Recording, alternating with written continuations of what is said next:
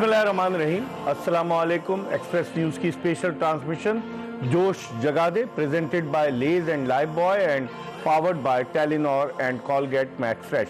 इस ट्रांसमिशन में हम आपको खुशामदीद कहते हैं। भारतीय टीम फाइनल के लिए क्वालिफाई कर चुकी है और आज इस बात का फैसला होगा गद्दाफी स्टेडियम लाहौर में कि कौन सी टीम भारत के खिलाफ इतवार को दुबई इंटरनेशनल क्रिकेट स्टेडियम में फाइनल में मद्दे मुकाबिल होगी। आज टूर्नामेंट का दूसरा सेमीफाइनल जनूबी अफ्रीका और न्यूजीलैंड की क्रिकेट टीमों के दरमियान खेला जा रहा है। दोनों टीमें एक एक मरतबा चैंपियंस ट्रॉफी जीत चुकी हैं। न्यूजीलैंड ने सन 2000 में चैंपियंस ट्रॉफी जो कीनिया में मुनक्किद हुई वो जीती और उससे पहले 1998 में जो पहला आईसीसी, उस वक्त इसका नाम आईसीसी नॉकआउट टूर्नामेंट होता था, तो 1998 में जो पहला टूर्नामेंट हुआ चैंपियंस ट्रॉफी के हवाले से वो साउथ अफ्रीका ने जीता बांग्लादेश में। तो अब ये दोनों टीमें एक दूसरे के मद्दे मुकाबिल है। हमने पिच रिपोर्ट देखी थोड़ी देर पहले और उस पर हम बात करेंगे अपने मेहमानों से कि किस तरह की पिच हो सकती है। लेकिन न्यूजीलैंड को जिस तरीके से भारत ने हराया 44 रन से, जो आखिरी लीग मैच था जिसकी वजह से कीवी टीम को दुबई से ट्रैवल करना पड़ा वापस लाहौर, वरना वो पहले पाकिस्तान से गई थी दुबई, और इस तरह साउथ अफ्रीका की टीम भी दुबई गई थी, ऑस्ट्रेलिया की टीम भी दुबई थी। तो न्यूजीलैंड और साउथ अफ्रीका को स्टैंड बाय में रखा हुआ था कि अगर कोई एक टीम इनमें से यदि न्यूजीलैंड जीतती है तो वो वहीं रुक जाएगी और साउथ अफ्रीका और ऑस्ट्रेलिया ट्रैवल करेंगे। भारतीय टीम तो वहीं थी। इस पर बड़ी तनकीद हो रही है। कल सर विवियन रिचर्ड्स जो दुनिया क्रिकेट के मायानाज बैट्समैन हैं, उन्होंने तनकीद की कि एक टीम को इतना ज़्यादा फेवर क्या दिया गया है, क्यों दिया गया है, ये आईसीसी क्या है, ये इंटरनेशनल क्रिकेट काउंसिल है, ये तो ऐसे फैसले कर रही है कि एक ही टीम को फेवर दे रही है। अब आवाज़ें उठना शुरू हो गई इस हवाले से कि भारत को बहुत फेवर मिला है। इस पर भी बात करेंगे। उसके अलावा जो पाकिस्तानी टीम का कल ऐलान हुआ है, लोग उस पर बहुत तनकीद कर रहे हैं, कह रहे हैं कि पुरानी बोतल है और नई शराब उसमें डाल दी गई है और जो है बजाय इसके कि कुछ तब्दीलियां अमल में आती, कुछ होता, इधर से उठाकर उधर के फेंक दिया गया और वनडे के खिलाड़ी T20 में और T20 के खिलाड़ी वनडे में, और तमाम साबिक टेस्ट क्रिकेटर चीख रहे हैं। कल इंजमामुल हक भी बोले, वो कहते हैं कि शादाब को तो कप्तान बनाना चाहिए था। बासित अली कहते हैं कि जनाब उनको तो इसीलिए वाइस कैप्टन बनाया गया है कि वो आइंदा आने वाले दिनों में पाकिस्तान की T20 टीम के कप्तान होंगे। तो इस सियासत का क्या होगा, पीसीबी के चेयरमैन इन तमाम मामलात को कैसे हैंडल करेंगे, इन तमाम चीज़ों पर डिस्कस करेंगे। और डिस्कशन के लिए हर रोज़ की तरह हमारे साथ आज भी मौजूद है पाकिस्तान के former test captain Aamer Sohail और उनके साथ मौजूद हैं पाकिस्तान के टेस्ट ओपनर खुर्रम मंजूर। ये दोनों हमारे पैनल का हिस्सा है और जब से चैंपियंस ट्रॉफी शुरू हुई है इन दोनों से हम डिस्कस करते हैं। गुफ्तगू के सिलसिले का आगाज़ करते हैं आमिर सुहेल से।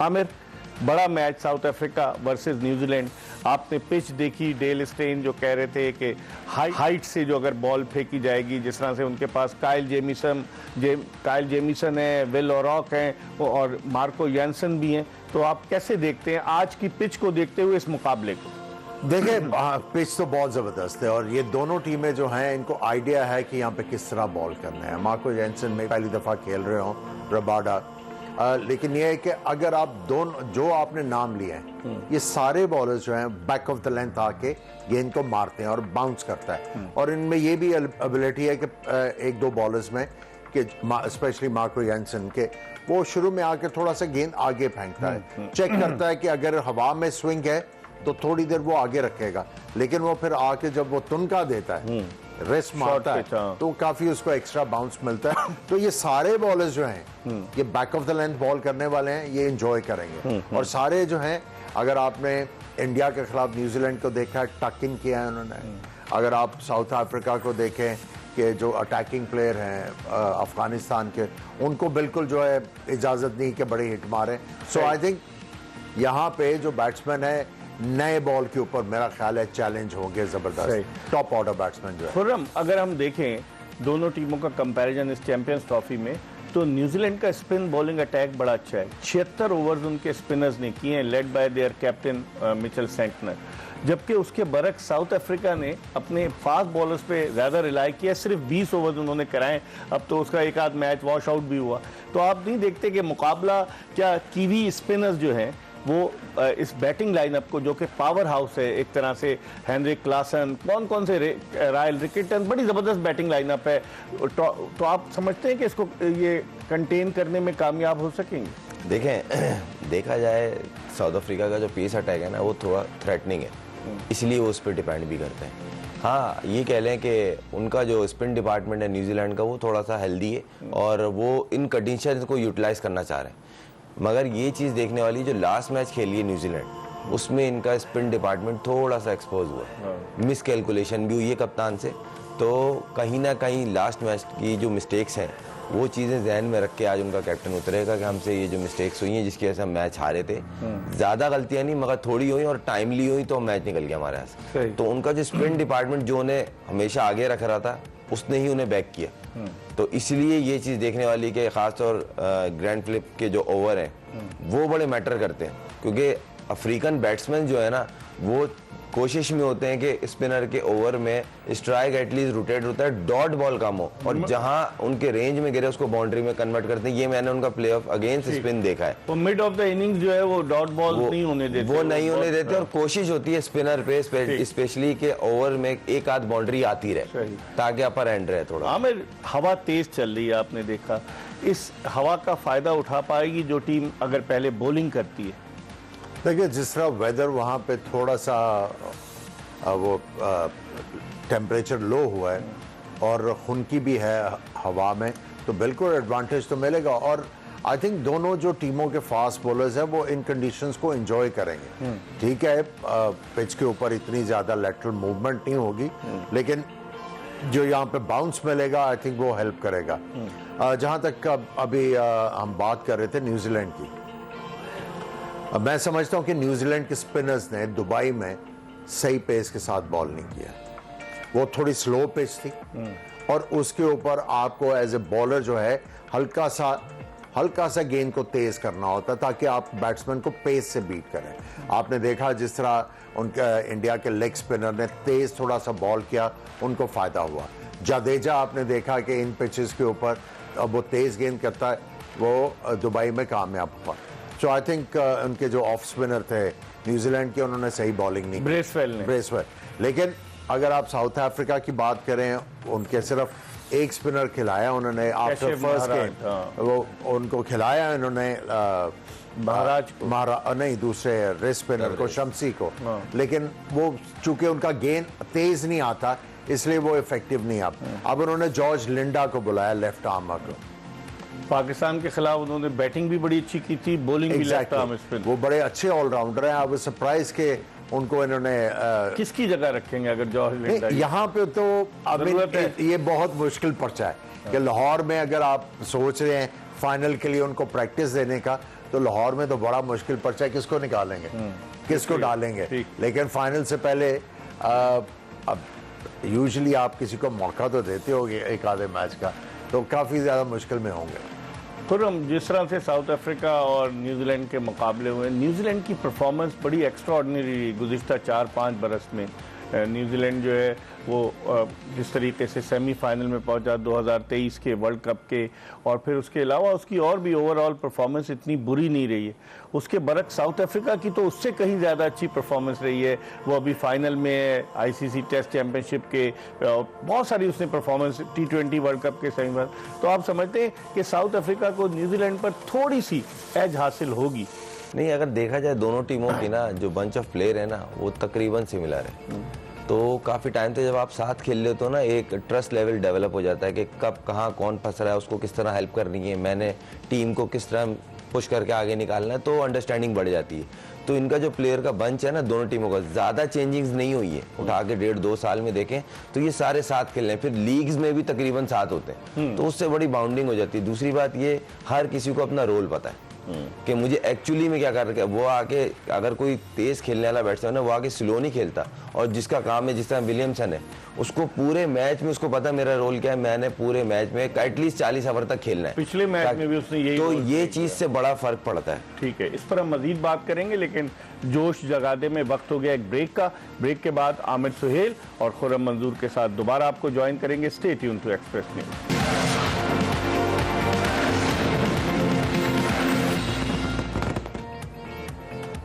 ब्रेक के बाद एक मरतबा फिर जोश जगा दे जीत की धुन एक्सप्रेस न्यूज़ की स्पेशल ट्रांसमिशन में आपको आमिर सुहेल और खुर्रम मंजूर के साथ खुश आमदीद कहते हैं। अब से कुछ ही देर के बाद टॉस होने जा रहा है और दूसरा सेमीफाइनल आईसीसी चैंपियंस ट्रॉफी का साउथ अफ्रीका वर्सेस न्यूजीलैंड। जो भी टीम जीतेगी वो फाइनल में भारत के मध्य मुकाबिल होगी। इस टूर्नामेंट में इंग्लैंड के कप्तान जॉस बटलर ने टीम की मायूस कुन कारकर्दगी के बाद 3 मैचेस वो लगातार हारे, उन्होंने कप्तानी छोड़ने का ऐलान किया। ये दूसरों के लिए उन्होंने एक सिग्नल दिया। और आज जो है वो ऑस्ट्रेलिया के कप्तान स्टीव स्मिथ ने, जो पैट कमिंस के अनफिट होने की वजह से कप्तानी कर रहे थे, उन्होंने आज ये इस बात का ऐलान किया है कि वो वनडे इंटरनेशनल क्रिकेट से रिटायर हो रहे हैं।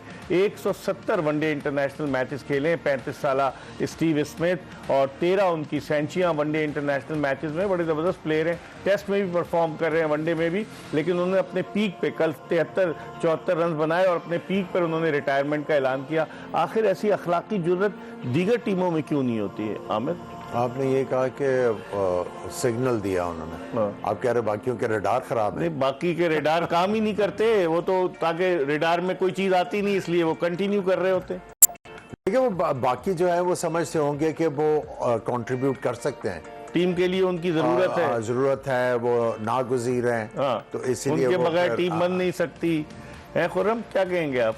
देखिए, ये तो अपने मुल्क के लिए एक अच्छा जस्टर दे के गए हैं। जो आने वाला यंगस्टर है ये उसके लिए एक अच्छी एग्जाम्पल होती है कि भाई नहीं रहना चाहते हमारे बड़ों ने ये किया है कि पीक पे थे और परफॉर्म कर रहे थे, खेल सकते थे लंबा अरसा, और उन्होंने ये डिसीजन किस वजह से लिया जी मेरी कप्तानी में टीम ने अच्छा परफॉर्म नहीं किया और मैं सेमीफाइनल में जिता नहीं पाया। हमारे कप्तान की कप्तानी में तो टीम सेमीफाइनल में भी नहीं पहुंची। सर पहले 15 तो अच्छे सेलेक्ट कर लें।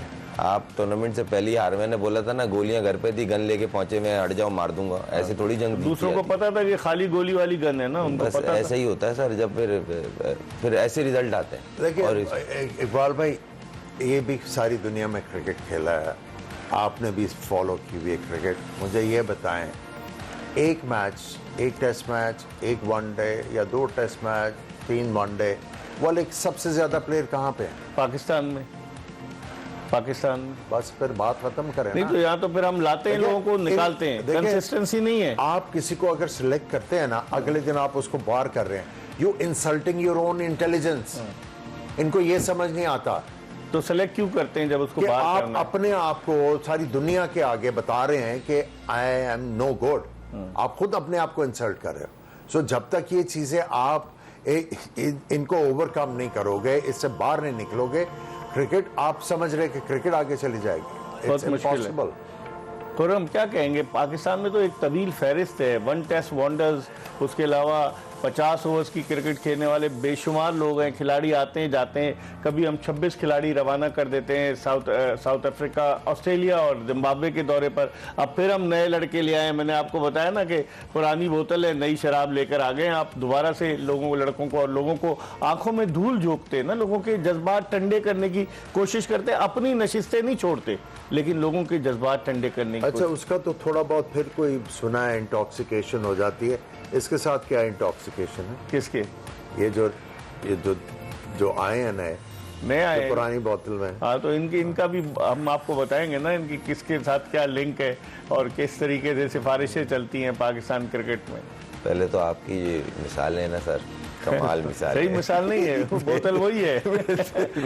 लेवल भी वही होगा। खैर, कहने का मकसद ये है कि आप बहुत सारी चीज़ें चेंज करने की ज़रूरत है और नहीं करेंगे इससे बुरा हाल होगा। और अभी एक चीज़ और सुन लें, मैं आपको बता रहा हूँ, PSL आने दें, फिर ये 2 निकालेंगे, हमें मिल गई ये 4 बंदे, और उसके बाद जी वो डायरेक्ट 2-2.5 साल वो खेलेंगे और उनको खिलाया जाएगा, किसी की समझ में आ जाएंगे ये प्लेयर, इसको बनाना है, और उस चक्कर में लगे हुए।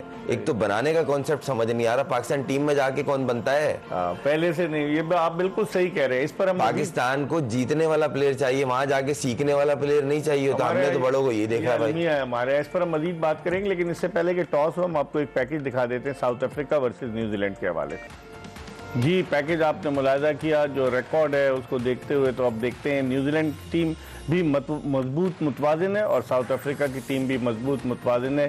टॉस होने जा रहा है, इस पर हम बात करते हैं क्योंकि आमिर सुहेल और खुर्रम मंजूर हमारे साथ मौजूद है। आमिर, आप एक एक जुमले में बताइए, टॉस जीतकर कौन सी टीम, जो पिच आपने देखी, क्या करेगी फैसला? देखिए, यहाँ पे लाहौर में ऑस तो पड़ेगी, तो चीजें पिच जो है फ्रेशन अप होगी, बैटिंग ईजी होगी शुरू में। बाद Second में innings। सेकंड इनिंग खुर्रम आपके हाई स्कोरिंग गेम है सर, जो मैंने पिच देखी है ना, मजेदार बैटिंग। पहली इनिंग में भी 350 टच करेगी दोनों, जिस तरह बैटिंग पावर हाउस है। सेकंड हो वो भी चेस होगा। जी, आपने देखा कि टॉस न्यूजीलैंड के कप्तान मिचेल सेंटनर ने जीता है। टॉस जीतकर पहले खुद उन्होंने बैटिंग करने का फैसला किया है और उन्होंने हवा का जिक्र किया। आमिर, न्यूजीलैंड में तो बहुत तेज हवा चलती है, तो ये तो उनके लिए वेलिंगटन में तो ये उनके लिए कंडीशन जो है उसी तरह की हो जाएंगी जो हवा चल रही है। वेलिंगटन में पिच भी लाहौर जैसी है, जबरदस्त पिच होती है, ट्रू बाउंस। लेकिन उन्होंने एक चीज कही है कि बहुत तेज हवा चल रही है और उसकी वजह से औस नहीं पड़ेगी। अब दुआ करें कि औस ना ही पड़े। लेकिन रन्स ऑन द बोर्ड जो है, अगर आप ट्रू पिच की बात करें, रन्स ऑन द बोर्ड एक बड़े मैच में प्रेशर तो लेके आता है, इसमें कोई शक नहीं। लेकिन वो भी टीम तगड़ी है, वो भी चेस करने की अहलियत रखते हैं। फिर हम एक जुमले में बताइए, फैसला दुरुस्त है टॉस जीतकर पहले बैटिंग करना? विदाउट प्रेशर खेलना चाह रहे हूँ। मुझे बड़ा मैच है ना, तो प्रेशर के बगैर बैटिंग में अच्छा से अच्छा जैसे वहाँ चेस करते हुए फंस गए थे ये। नहीं, देखिए बड़े मैच का एक प्रेशर होता है और वो चाहेंगे बैटिंग लाइन जो है ना वो विदाउट प्रेशर खेले अच्छे टोटल में, क्योंकि ना देखिए प्लान क्लियर हो जाता है आपका। शुरू में आपको पिच का बिहेवियर पता चलता है, फिर आप टोटल करते हैं उस हिसाब से। चलें अब देखते हैं क्या होता है। हम एक ब्रेक ले रहे हैं और ब्रेक के बाद दोबारा जोश जगादे में आमिर सुहेल और खुर्रम मंजूर के साथ आपको ज्वाइन करेंगे।